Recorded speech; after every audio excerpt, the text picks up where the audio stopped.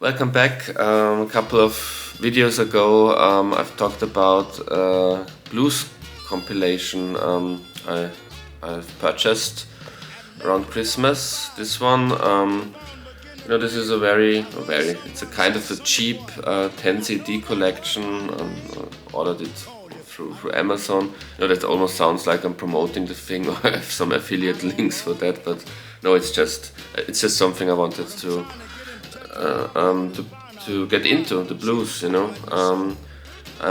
As subscribers to the channel may know, I'm a big pop nerd. I really like to dig into all those backstories of pop and rock history, but I was never really a blues aficionado, a blues fan or a blues expert.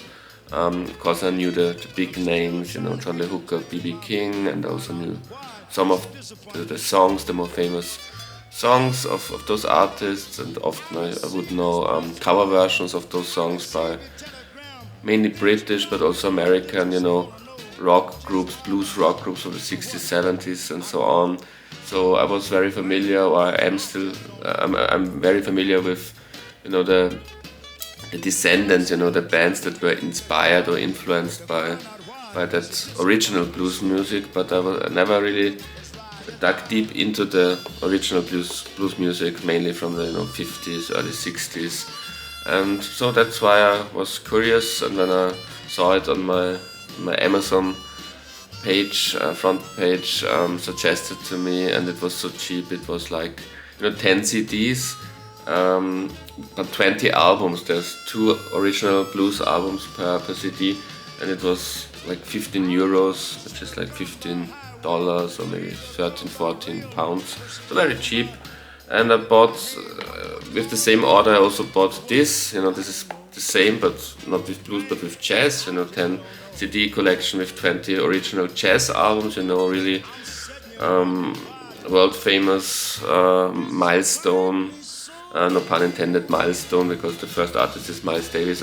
Milestone jazz albums by artists like Miles Davis or Wes Montgomery, John Coltrane, Charlie Parker, the big ones. So I wanted to get into jazz and into blues. I think now I'm finally old enough to get into jazz. I thought so. But make it quick with this album. This video isn't really about this album. I listened to all the 10 CDs, and my verdict is I'm still not ready for jazz. There's like some parts of it, maybe 1 or 2 artists on this compilation that I kind of enjoyed and kind of understand why people like this, but on an emotional level, and music is an emotional thing, of course, first and foremost. On an emotional level, this isn't for me, and those are like the biggest jazz albums of all time, or some of the biggest. So maybe in 10 years I'll try again to get into jazz, but I'm 41 now, but jazz is still not my thing. But from the beginning I was more confident that I would enjoy this, because this is closer to artists that I like, Rolling Stones, for example, but also the Beatles and things like that. So much music, much pop music that I'm into is very influenced by blues. And now I've listened to most of those CDs, not all yet.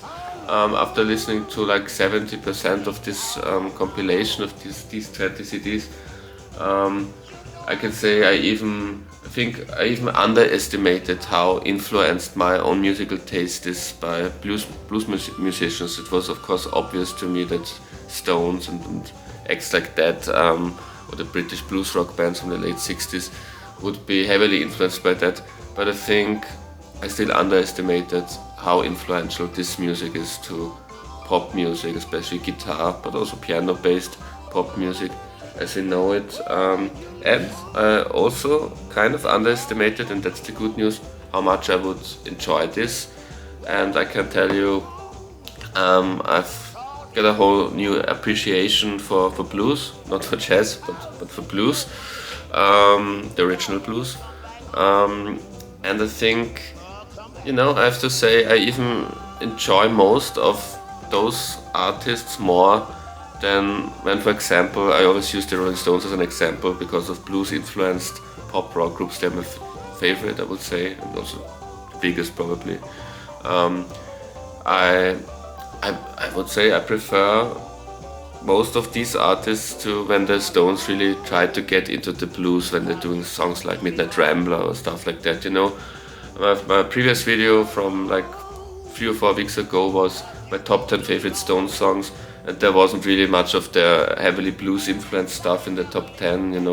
It's more like the top 10 were mostly like the psychedelic Brian Jones 60s Rolling Stones, or ballads like Waiting on a Friend, which is, almost a jazzy song, but in a good sense, which was in my top 10 Stone songs.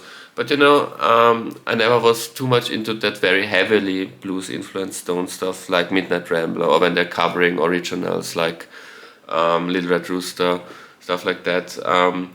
And so therefore it was cool listening finally to that, and going away from it with the feeling that I prefer this to when the Stones are doing blues covers.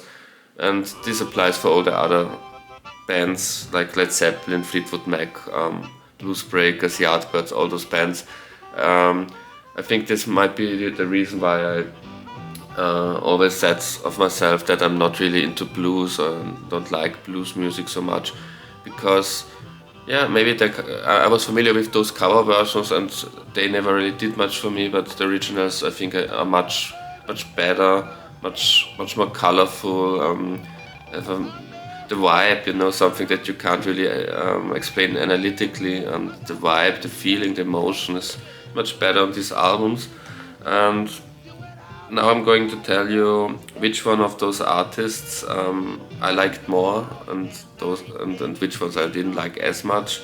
Um, there are like I said 20 CDs on this compilation by I guess like 14, 15 different artists, because some artists have 2 albums.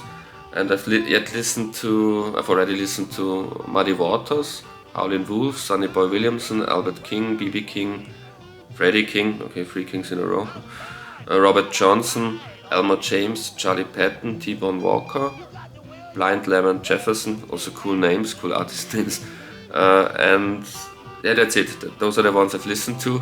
I have yet to listen to Lightning Hopkins, John Lee Hooker, and Jimmy Reed. From the ones I've listened to, I would say my favorite is Howlin' Wolf. Howlin' Wolf. There are 2 original albums by Howlin' Wolf in this compilation.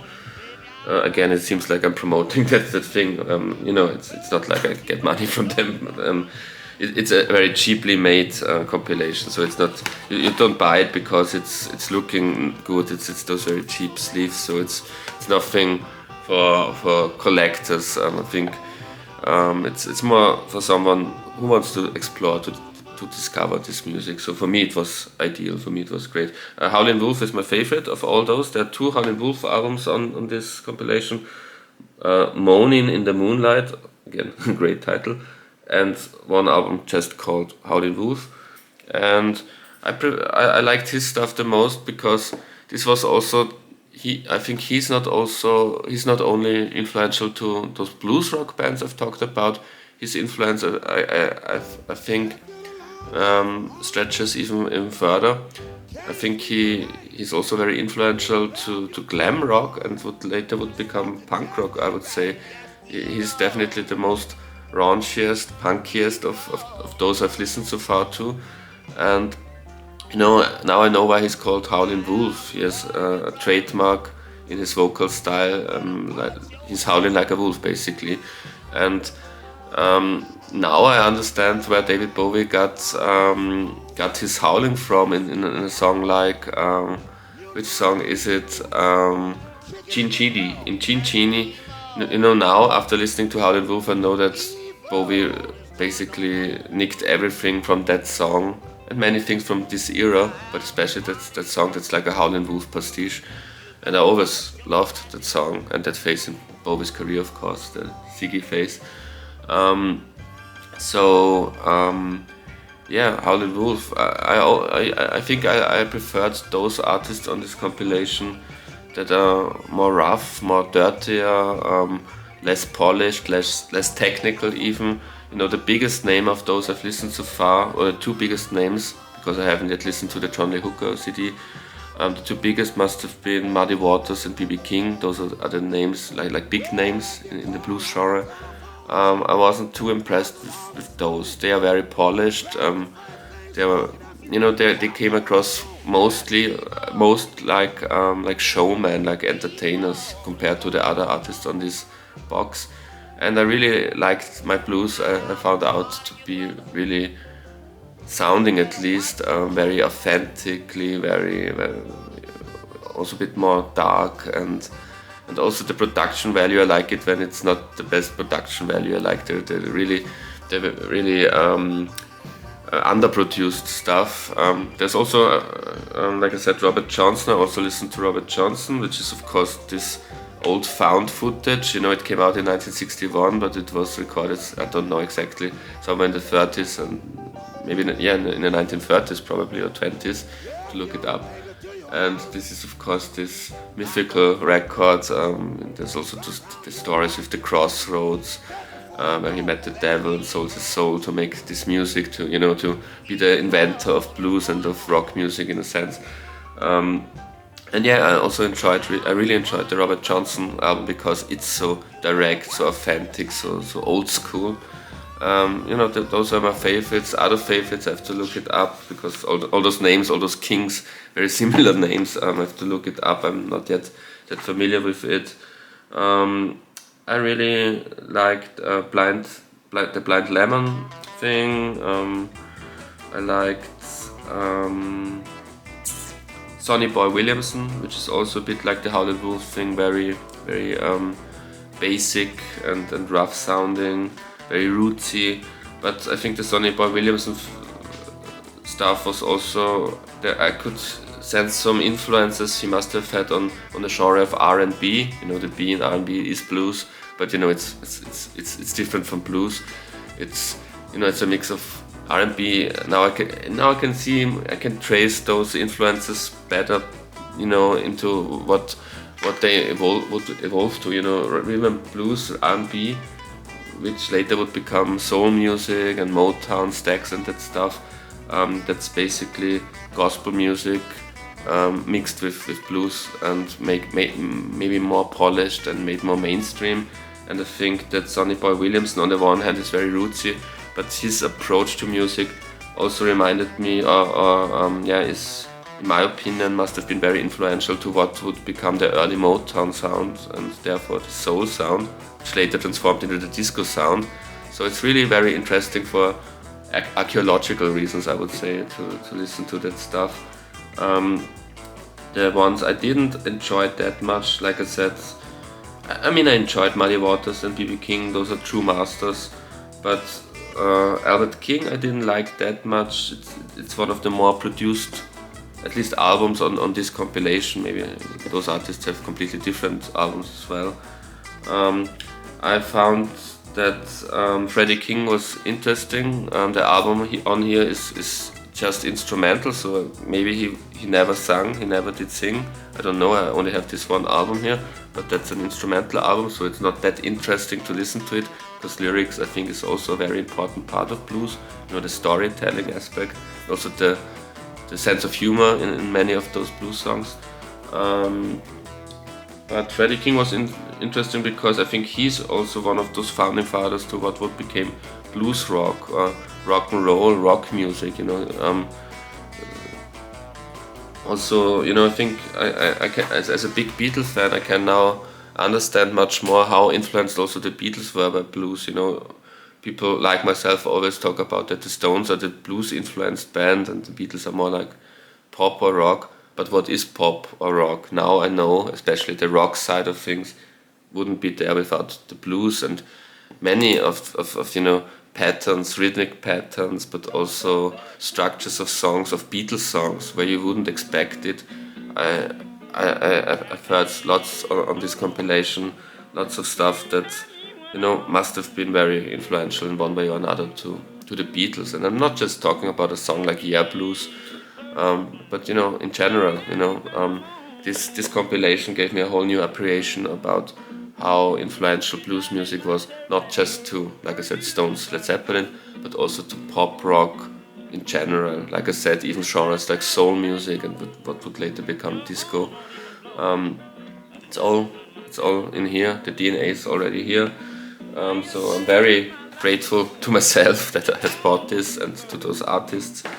And I just read through my list if I've forgotten some of those artists that stood out to me in a positive or negative way. Well, Charlie Patton was interesting. I think he's on the one hand very soulful, at least the album. I always only has one album. In some cases, 2 albums per artist here. So I'm not. It's not like I'm pretending now that I'm an expert all of a sudden. I'm still discovering it. But Charlie Patton, on the one hand, very soulful, but also very country-esque. There's also the country-esque side to blues with some of those artists. Then the jazzy side, T-Bone Walker, the album that's on there from T-Bone Walker, which is the album T-Bone Blues. That's almost jazzy. That's almost jazzy sounding. Also with lots of piano. That's jazzy sounding. Yeah, that's it. That's most of the artists I've listened to. I've yet to discover John Lee Hooker, Lightning Hopkins, and Jimmy Reed. And maybe I will make a follow-up video with those 3 artists if they've changed anything about my opinion. But I would say I'm starting to become a blues fan. I'm still not. I will never like, or even less now. Like my the times when the Rolling Stones are trying to be a blues band, or also with Led Zeppelin. I always enjoyed Led Zeppelin. The further they got away from their blues influences. So and now even less. Now if I'm in the mood to listen to the blues, I will listen to the originals. And with artists like Howlin' Wolf, I can see myself, going to record shops and buying original albums on vinyl. Let's see, probably originals, really originals from back then must be very expensive, I guess. But maybe there are cool reissues on vinyl of some of these albums or other albums by these artists. And yeah, I'm going to start my blues collection from this day on, I would say. Thank you very much for watching. Until next time, goodbye.